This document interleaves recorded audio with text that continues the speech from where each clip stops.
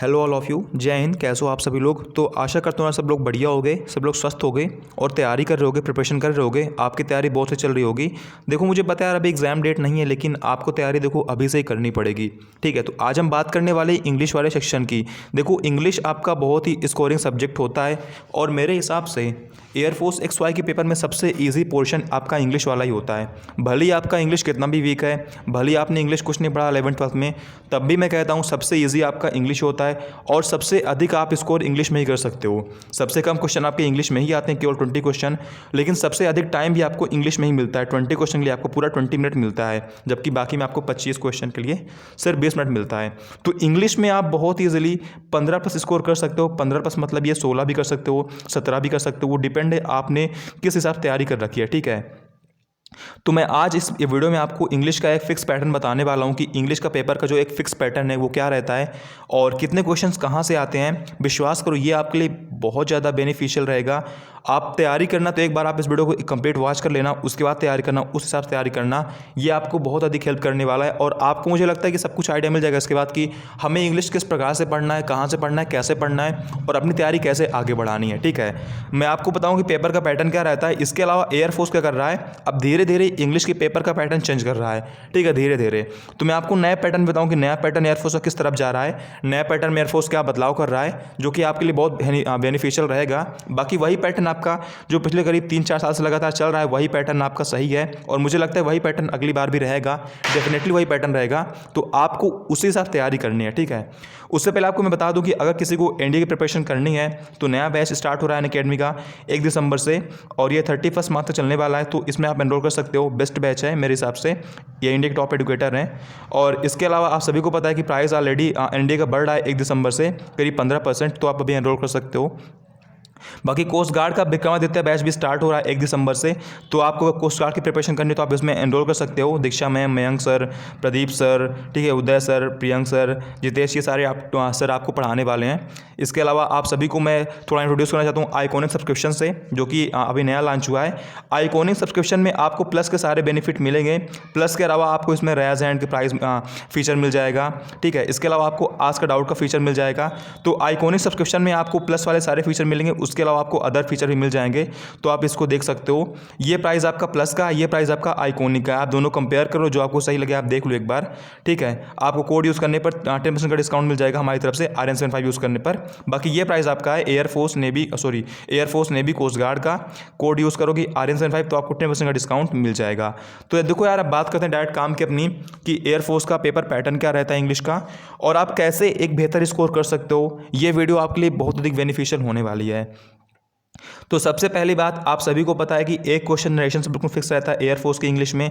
Definitely एक question आपका आता है नरेशन में। ठीक है, उसके अलावा एक क्वेश्चन आपका फिक्स रहता है वॉइस से। डेफिनेटली एक क्वेश्चन आपका वॉइस से आता है। अगर बात करें हम नेवी के पेपर की, तो नेवी में आपका 2 नरेशन आता है, 2 वॉइस आता है। ठीक है, तो नरेशन वॉइस बहुत इंपॉर्टेंट है और मुझे लगता है नरेशन वॉइस अभी तक आप सबने तैयार कर लिया होगा। अगर आपको इसमें दिक्कत आती है तो आप सिर्फ जितना अधिक हो सके उतना अधिक प्रैक्टिस करो रूल्स को समझने के बाद, ये बहुत ईजिली आपका तैयार हो जाएगा। बस होता है कि नरेशन वॉइस में कभी कभी थोड़ा कंफ्यूजल क्वेश्चन देता है। ठीक है, क्वेश्चन इसका बहुत इजी आता है लेकिन थोड़ा सा कंफ्यूजेबल रहता है। तो अगर आपने अच्छे से पढ़ रखा है तो बहुत इजीली आप इसे कर लोगे। समझ लो ये आपका फ्री का मार्क्स है। ठीक, ये समझ लो आपको 2 नंबर फ्री का मिलता है। इसके अलावा सबसे अधिक क्वेश्चन आपका आता है वोकैबुलरी से, 5 से 6 क्वेश्चन। अब कहाँ से आते हैं मैं वो आपको आगे बताता हूँ। ठीक है, मैंने लिख नहीं दिया 5 से क्वेश्चन, मैं आपको आगे बताऊँगा अभी कि क्वेश्चन कहाँ से आते हैं। देखो 2 क्वेश्चन आपका आएगा एंटोनिम एंड सिनोनिम से। ठीक है, एक क्वेश्चन एंटोनिम, एक क्वेश्चन सिनोनिम। एक क्वेश्चन आपका आता है 1 वर्ड, ये 3 आपके देखो फिक्स है। ठीक है, इसके अलावा अब एडीएम क्या होता है, किसी किसी शिफ्ट में आता है, किसी किसी में नहीं आता है। जिसमें एडीएम आता है क्वेश्चन में, उसमें क्या होता है कि पैसेज में एक क्वेश्चन आपका पूछ लेता है एंटोनिम सिनोनिम, और जिसमें एडीएम क्वेश्चन में नहीं आता है, मतलब एज अ क्वेश्चन नहीं आता है, उसमें क्या होता है कि एयरफोर्स जो पैसेज होता है ना, पैसेज में एक क्वेश्चन आपका एडीएम से पूछ लेता है। मतलब कि ओवरऑल मैं ये कह रहा हूँ, मैंने यहाँ पर देखो लिखा नहीं उसको वोकैब में, बाकी एक क्वेश्चन आपका पैसेज में भी रहता है वोकैब का। अगर एडीएम आपके क्वेश्चन से आ गया तो आपका पैसेज में एक एंटोनिम सिनोनिम आएगा, और अगर ईडीएम नहीं आया क्वेश्चन में तो आपका पैसेज में ही आपका एक ईडीएम पूछ लेता है। ठीक है, तो ये रहा आपका ईडीएम की बात। इसके अलावा स्पेलिंग आपका एक क्वेश्चन आता है, आप सभी को पता है। वर्ड फॉर्मेशन ये बहुत ईजी होता है और फिक्स होता है, 101% ये क्वेश्चन आता ही आता है वर्ड फॉर्मेशन। इसको आप अच्छे से पढ़ लेना। इसको आप बोल सकते हो कि पार्ट ऑफ स्पीच को आइडेंटिफाई करना, आप इसको ये भी बोल सकते हो। ठीक है, बाकी एक क्वेश्चन आपका देखो आता है फिलिंग द ब्लैंक्स ब्लैंक्स में वो कैब से ही, ठीक है, वो कैब बेस्ड होता है फिलिंग द ब्लैंक्स। तो अगर आप देखो उसमें होता है क्या, मतलब बेसिकली कि आपके सामने 4 ऑप्शन रहेंगे, एक क्वेश्चन रहेगा, बीच में फिलर रहेगा, और आपके सामने 4 ऑप्शन रहेंगे, ठीक, मतलब 4 वो कैब क्वेश्चन, 4 वर्ड लिखे रहेंगे। अगर आपको उसकी मीनिंग पता है तो आप बहुत ईजिली फिल कर लोगे, आंसर फाइंड कर लोगे। लेकिन अगर आपको उन 4 वर्ड की मीनिंग नहीं पता है तो आपको उसे फाइंड करने में प्रॉब्लम होगी, ठीक है। तो ये देखो कहीं ना कहीं आपको वोकैब से कनेक्ट होता है, तो ये क्वेश्चन आपका वोकैब में ही आता है। इसके अलावा देखो मैंने आपको बता दिया कि फिलर एक आता है वो कैब बेस्ड, ये तो आता ही आता है, और 4 फिलर आपका आता है ग्रामर बेस्ड, ठीक है, 4 फिलर आपका आता है ग्रामर बेस्ड। इसके अलावा आपके 2 से 3 एरर आते हैं। अब तो लगभग एयरफोर्स 3 एरर ही पूछता है, 2 एरर मतलब पहले आते थे, अब तो 3 एरर ही आते हैं लगभग, ठीक है। 4 क्वेश्चन आपके आते हैं पैसेज। देखो मैंने आपको बता दिया कि एक क्वेश्चन या तो आपका एंटोनिम सिनोनिम रहेगा, इसमें तीन तो आप करेंगे पैसेज से, एक या तो रहेगा आपका एंटोनिम सिनोनिम, या तो अगर आपका ईडीएम आपके पेपर में क्वेश्चन के रूप में नहीं है तो ये इसी में आपका एक पूछ लेगा ईडीएम की, यहाँ पर मतलब पैसेज में एक लाइन रहेगी, बोलेगा जो लाइन ये ईडीएम लिखा हुआ है इसका मतलब क्या है, ठीक है। एक पीक्यूएस देखो बिल्कुल आपका फिक्स होता है, पीक्यूएस आपका एक आता ही आता है, ठीक है। ये देखो आपका एयरफोर्स का एक फिक्स पेपर पैटर्न है, आप इसे कहीं नोट डाउन कर लो, ये आपको बहुत अधिक हेल्प करने वाला है। इसके अलावा देखो अगर हम बात करें नए पेपर के पैटर्न की, तो देखो एयरफोर्स अधिक नहीं बस थोड़े बहुत बदलाव कर रहा है। वो बदलाव ये है कि एयरफोर्स धीरे धीरे स्पेलिंग और ईडीएम को गायब कर रहा है, ठीक है, और इनकी जगह पर वो फिल इन द ब्लैंक्स को बढ़ा रहा है। मतलब कि जो आपका स्पेलिंग और ईडीएम फ्रेज आता था उसकी जगह पे ये धीरे धीरे, मतलब ऐसा है नहीं कि सब में करता है, किसी के शिफ्ट में क्या हो रहा है कि ईडीएम फ्रेज को गायब कर दे रहे हैं या स्पेलिंग गायब कर दे रहे हैं, और उसकी जगह पर ये अपना एक question fill in the blanks में बढ़ा दे रहे हैं। और आपका मैंने बता दिया अभी कि अगर ईडीएम नहीं आएगा तो एक पैसेज में आता है, तो ये थोड़ा बहुत चेंजेस है। बाकी देखो वही पैटर्न जो मैंने आपको बता दिया। अगर देखो बात की जाए, देखो एक क्वेश्चन, 2 क्वेश्चन, और 2 के बाद देखो आपका हो गया 2 2 4, एक 5, एक 6, एक 7, एक 8, ठीक है। आगे बढ़े तो 8 4 12, 12 3 15, 15 4 19 और एक 20। देखो आपके 20 क्वेश्चन हो गए इजीली, ठीक है। तो ये आपका फिक्स पैटर्न होता है एयरफोर्स का। तो अब बात कर लेते हैं यार कि आपको तैयारी किस हिसाब से करनी, कैसे करनी है। देखो मैं हमेशा से बोलता आया हूँ कि यार जितना आप फोकस ग्रामर पे करते हो आपको उतना ही फोकस वोकैब पे भी करना है। आप देखो इस बात को समझो, आपको जिसे पता है, मैंने बता दिया कि आपके 4 देखो फिल इन द ब्लैंक्स आते हैं, 3 ये आते हैं, ठीक, 4 3 7, ठीक है, और 2 आपको नरेशन वाइज, यानी कि आपके देखो 9 क्वेश्चन आते हैं ग्रामर से। और अगर वहीं बात करें मतलब वोकैब की, तो देखो 5 6 क्वेश्चन आपके देखो वोकैब के देखो डायरेक्टली हो गए, मतलब antonym synonym, one word, idiom phrase, क्या बोलते हैं स्पेलिंग, ठीक है, और भी जो मैंने आपको बताया था इधर, ये मतलब शायद देखो आपके वोकैब। आप चाहो तो इसको मत रखो वोकैबलरी में, ठीक है, आप इसको चाहो हटा दो।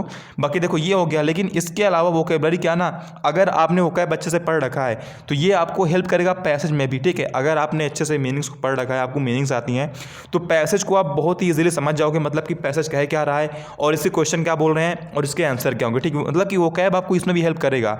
इसके अलावा आप सभी को पता है कि एक PQRS भी आता है, ठीक है। इसमें आपको बहुत ग्रामर के रूल्स नहीं लगाने कि यहाँ पर सब्जेक्ट आएगा, यहाँ पे ऑब्जेक्ट आएगा, यहाँ पे वर्ब आएगी। अगर आपको देखो वोकैब आपने अच्छे से तैयार कर रखी है, अगर आपको वोकैब आती है तो आप बहुत ईजिली इसको भी अरेंज कर लोगे, यानी कि पहले कौन सा ऑप्शन आएगा फिर कौन सा ऑप्शन आएगा, आप इजीली ऑप्शन से देखकर उसका मीनिंग निकालो कि हाँ ये सही है, ठीक है। यानी कि आपका इनडायरेक्टली वोकैबलरी पैसेज में भी हेल्प करता है और PQRS में भी हेल्प करता है। तो यार देखो आप ऐसा करो ना कि आप लोग यार देखो ग्रामर पे तो फोकस करो, लेकिन उसके साथ साथ आप वोकैबलरी को भी देखते रहा करो। अधिकतर लड़के यार गलती क्या करते हैं ना कि जब एग्जाम को 1 2 महीने आता है वो वोकैब तब पढ़ना स्टार्ट करते हैं, उसके पहले वो सिर्फ ग्रामर पढ़ते हैं, जबकि ग्रामर के सिर्फ आधे क्वेश्चन ही आते हैं। आधे क्वेश्चन आपका देखो एक तरीके से वोकैब से आता है, ठीक है यार। तो अगर आप अभी से वोकैबलरी डेली पढ़ते हो तो विश्वास करो बहुत ईजिली आप वोकैब के सारे क्वेश्चन कर लोगे और बहुत ईजिली आप 15+ कर लोगे, जिसका यार वोकैब रेडी हो जाएगा वो ग्रामर बहुत इजीली रेडी कर लेगा, ठीक है। ग्रामर में आप जितने अधिक क्वेश्चन की प्रैक्टिस करोगे ग्रामर आपकी उतनी स्ट्रांग होगी। ये नहीं कि आप बार बार यार एक तरीके से रूल्स पढ़ रहे हो, कंसेप्ट पढ़ रहे हो, ऐसा मत करो। आप 1 2 बार अच्छे से रूल्स पढ़ लो, उसके बाद आपको उनको बुक से या खुद की नोट से रिवीजन करना है बस केवल। बाकी जितना अधिक हो सके आपको उतना अधिक क्वेश्चन की प्रैक्टिस करना है। ग्रामर में कमांड क्वेश्चन की प्रैक्टिस से आएगी, ना कि बार बार रूल पढ़ने से। रूल्स को आपको सिर्फ रिवीजन करना है, ठीक है, बार बार आपको क्लास नहीं लेनी है। और वोकैब को आप जैसे याद कर सको, लाइक निमोनिक्स से आप चाहो तो याद कर लो, चाहो तो आप डायरेक्टली याद करो, आपकी मर्जी, लेकिन बहुत ईजिली आप इसे याद कर लोगे अगर आप अभी से याद करोगे। बस ये गलती मत करना कि एक बुक उठाई हमने इसको याद किया, फिर नई बुक उठाई हमने इसको याद किया, फिर नई बुक उठाई हमने इसको याद किया, ऐसा मत करना। सिर्फ एक बुक उठाओ, चाहे जो भी बुक हो, सब बुक सफिशियंट है। आप एक बुक उठाओ, उसके आप सारे वर्ड्स याद कर डालो, उसके बाद आप दोबारा उसको रिपीट करो। ठीक है, दोबारा आपने पूरा रिपीट करा, अब उसको दोबारा रिपीट करो। ये मत करो यार कि आपने एक बुक पढ़ लिया, आपको लगता है अभी टाइम है मैं कोई और बुक पढ़ लेता हूँ। ठीक है यार, देखो कोई बड़ा पेपर नहीं है, एसएससी का पेपर नहीं है, एयरफोर्स का है। वो कैब बहुत ईजी आता है, आपको सिर्फ एक बुक से पढ़ना है। ठीक है, बस आपको उसको बार बार रिपीट करते रहना है। ठीक है, बहुत ईजिली आपको वोकेबलरी रेडी हो जाएगा। ऐसा नहीं कि आप नई नई बुक से पढ़ रहे हो तब आपका वोकैब कभी नहीं रेडी होगा। अगर आपको वोकैब रेडी करना है तो आप सिर्फ एक बुक को फॉलो करो, आप उसको बार बार पढ़ो, 2 बार 4 बार 6 बार जितना हो सके आप उससे उतना पढ़ो, तब आपका वोकैब रेडी होगा, तब आपकी वोकैब पर कमांड आएगी। ठीक है, ऐसे वोकैब याद नहीं होगा। वोकैब है, जीके है, ये चीज़ें हर किसी को परेशान करती है, लेकिन इनसे आपको लड़ना पड़ेगा। ठीक है, इनको आपको शार्ट आउट करना पड़ेगा। तो यार ये थी वीडियो जो कि ये बहुत इन्फॉर्मेटिव मेरे हिसाब से रहने वाली है आप सभी के लिए। बाकी कोई और हेल्प हो यार बताना, मैं पूरा प्रयास करूँगा, अपना पूरा बेस्ट दूंगा। ठीक है, जय हिंद, जय भारत, वंदे मातरम।